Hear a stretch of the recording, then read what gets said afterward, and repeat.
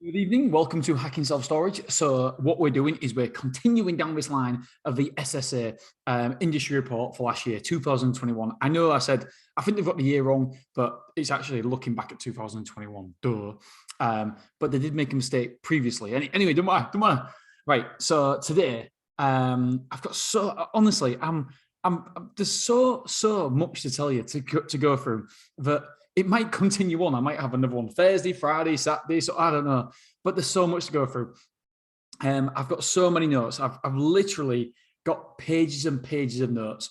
And the EBITDA, I want to do a section on EBITDA. I think that information is incredible. It might have been there last year, but I can't remember seeing it. It must have been because I've got some data for last year. So it must have been, but I must have missed it, or I can't remember seeing it. But the EBITDA for companies above 1 million and below 1 million. It's just self-storage porn. Okay, so what we're going to talk about today, we're going to talk about operating costs. Where do the operating costs come from? Because I know that you guys will find it very, very interesting how it breaks down and how it's relatable to us as individuals. Then we're going to talk about full-time and part-time staff. And then we're going to talk about the source of inquiries. It's going to be a busy podcast. I'm going to try and keep it under 10 minutes. Conversion rates, we're going to do it for as well. And that's basically it. Yes. Yeah. The rest of that I can do another day. Right. Okay. So costs, where did the costs come from? So 4% of costs come from insurance. I wonder if there's a way I can do this in order of magnitude. Yes, I'm going to do it in order of magnitude. I'm going to try my very, very best. Right. It's 1, 2, 3, 4, 5, 6, 7, 8, 9, 10. So there's 10 costs altogether. I'm going to try and make sure I do this in order of most expensive. So first of all, there's staff costs. So that is number one. That is 30%, 31% of your overall costs is staff costs, which stands to reason. Why wouldn't it be? However, with these manless facilities now, I believe that will significantly be reduced in the future because we just don't need as many people to run a self-storage facility. We've proven it. I've seen it firsthand in Clough Road. I know you don't need as much staff to run a facility. It's manless. There's nobody there.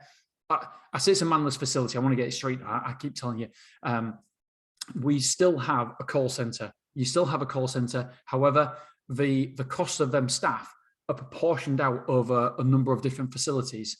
And so I believe that 31% will be reduced and reduced and reduced. I even think, I was talking to someone the other day, and they were saying that even the big yellows and safe stores, etc., they will be reducing their staff on site, and they will be going down the manless route eventually within the next 10 years.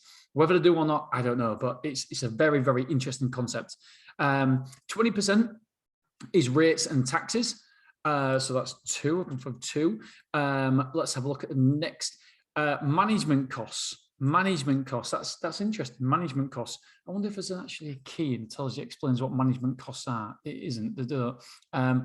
Interestingly, I don't really know what management costs are. I mean, for my knee-jerk reaction would be for people who are going to manage the facility. But obviously, a lot of people, we self-manage it, so maybe I'm completely wrong. I think that would what it'd be under. So that's the 3. That's 12% of your costs come from there. 11% come from other expenses. So it could, I don't know, because I haven't come through all the rest of them. So 11% come from other expenses that aren't actually put down here. Let's have a look at what's next. Oh, we've got 7% here. So online marketing, 7%. We're a little bit more than that. We're more than that. So 7% of the minute come from online marketing. And then we have repairs and maintenance, which is 6%. I believe we're under that, but we may need a new roof, which might cost us 65 bloody grand. So we'll see. 5% is utilities, so software, etc., the things you need to function as a company. I'm not doing very well at marking these off. Insurance is 4%. Insurance is 4%, which stands to reason. There's a number of different insurances that you need. What else is there? Other marketing, 2%. Well, we have 0, absolutely 0 of other marketing. I don't get it. I don't get well, I say we have zero. I sponsor my kids' football team and stuff like that. That's like £1,000 a year. So other marketing is 2%. I don't believe that most people need that because it's all about online. It's on 2%, I suppose.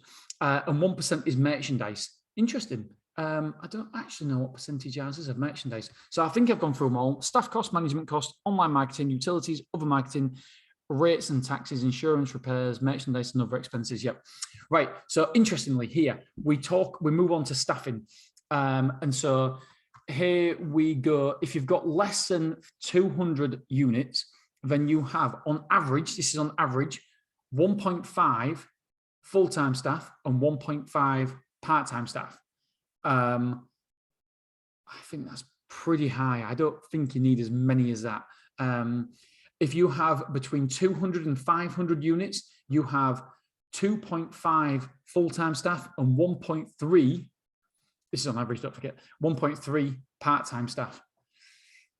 We have 3 full-time staff and we have 1 part-time member of staff, and we run, how many units have we got? We've got 100, 200, 700, right? And if you've got over 500 units, you have 3 full-time staff and 1.2 part-time staff, which is pretty much what we've got. And that's interesting. Yeah, fascinating. Fascinating stuff. Fascinating, obviously. Right, okay, where do the inquiries come from?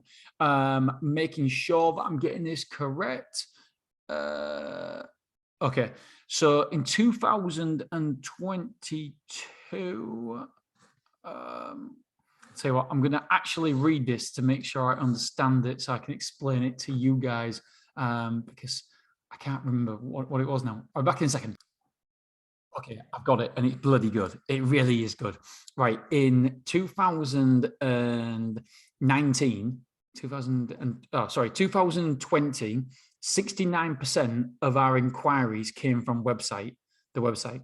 In 2021, that rose to 75%.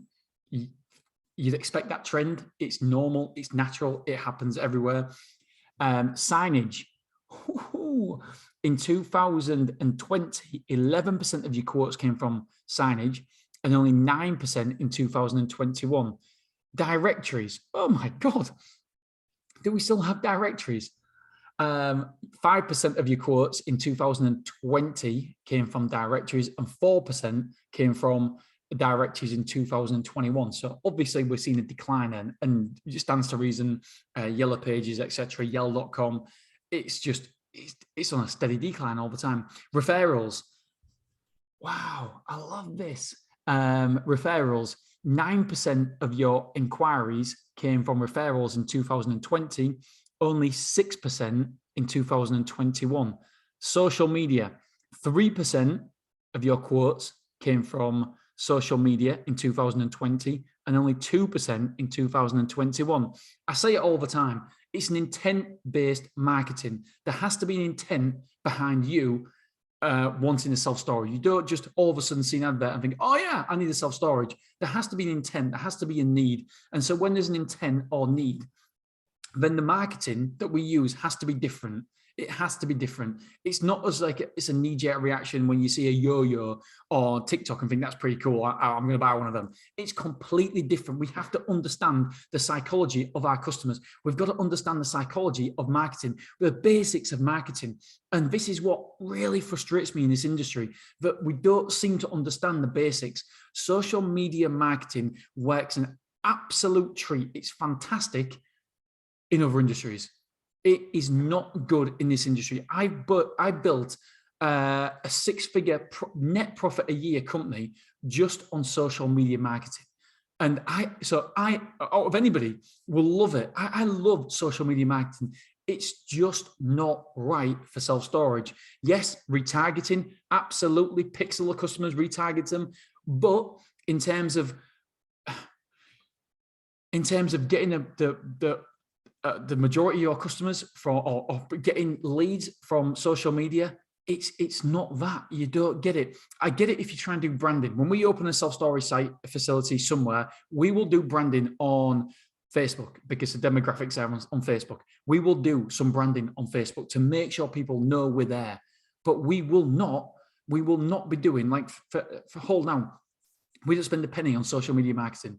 It doesn't work. We do on retargeting on social media, but we don't actually go out there and try to convert cold leads into warm leads, etc., because it's cost too much money. We just haven't got the money. Unless you've got millions of pounds to do branding, social media marketing doesn't work. The stats say here, 2% of customers, inquiries, not even customers, 2% of inquiries come from social media.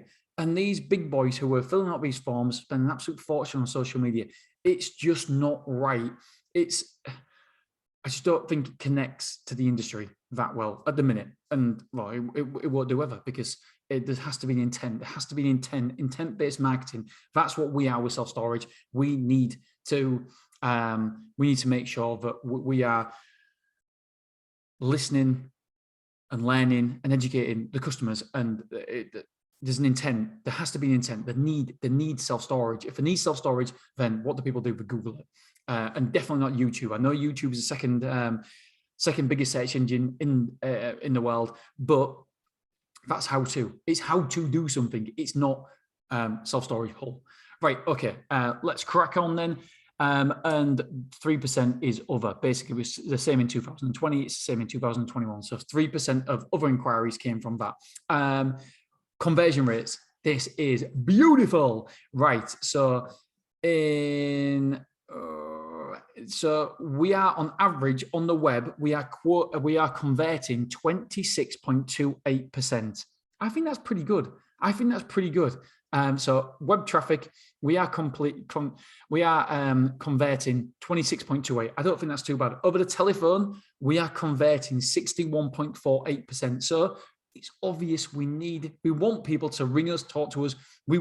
This is why I don't believe an unmanned facility where we don't have any staff, we don't have any follow-up process. I don't believe it works, because look here, as soon as you speak to the customer, it goes up from a 26% conversion rate to a 61% conversion rate.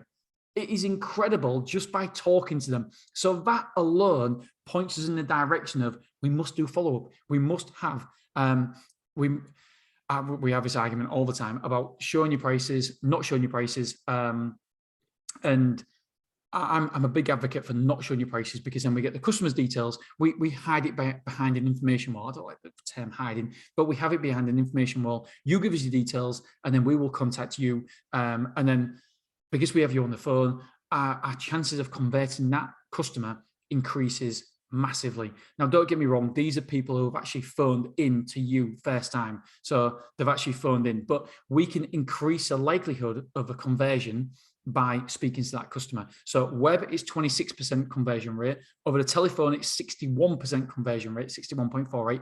And a walk-in is 72% conversion rate, 72.23. And that stands to reason, obviously, if a walk-in, there must be either local, passing, etc. So it ticks the boxes for location, and you're face-to-face with a customer. They're spending their time, they're investing their time, getting to know you, your business, actually coming in. So you'd expect that conversion rate to be a lot higher.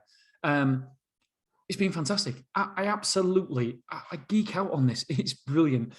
I've got so much more to go through, and yeah. We'll do it in other episodes. Right. Okay, guys, girls, thank you so much. We will have another episode either tomorrow or on Friday. All right. Speak to you soon. Bye.